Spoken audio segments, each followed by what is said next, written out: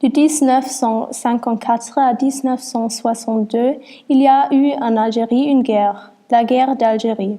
Mais comment est-ce qu'elle est arrivée? Nous commençons avec la colonisation d'Algérie. Tout a commencé avec un incident diplomatique. Le consul français reçu par le bey d'Alger a été frappé par un coup d'épouvantail.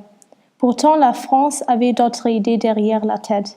L'Algérie était riche en pétrole, par exemple. En 1830, la France a débuté avec l'occupation. En premier, les trois grandes villes, Alger, Oran et Annaba, au nord du pays.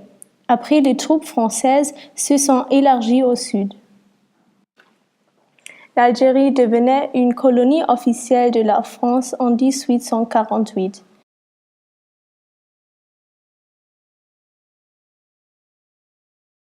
Déjà en ce temps-là, il y avait des manifestations et des troubles.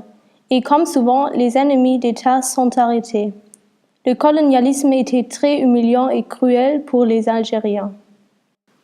Les Français ont planté beaucoup de vignes pour le vin le long de la côte et ont interdit l'arabe et l'islam. Les Algériens n'avaient pas la possibilité de pratiquer leur culture.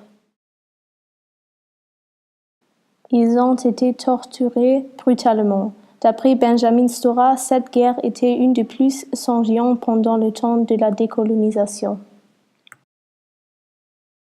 En 1954, le FLN entame une offensive avec des attaques terroristes contre les Français et ses alliés.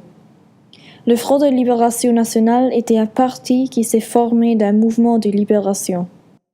On a compté 70 attaques. Une autre part importante de la guerre était la bataille d'Alger en 1957. Aussi, ici, le FLN et la France se sont battus.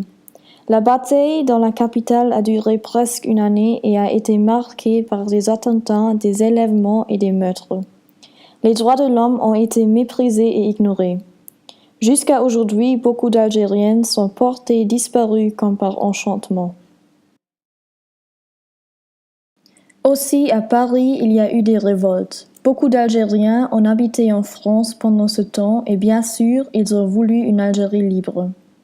Mais aussi la majorité de la population française ont voté pour l'indépendance de l'Algérie.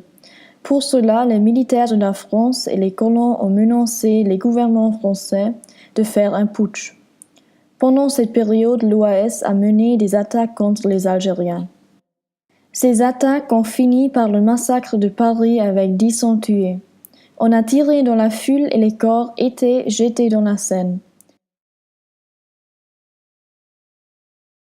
Mais les Algériens se sont battus encore plus jusqu'à l'obtention des accords d'Évian en 1961. Et aujourd'hui, l'Algérie est un pays indépendant finalement.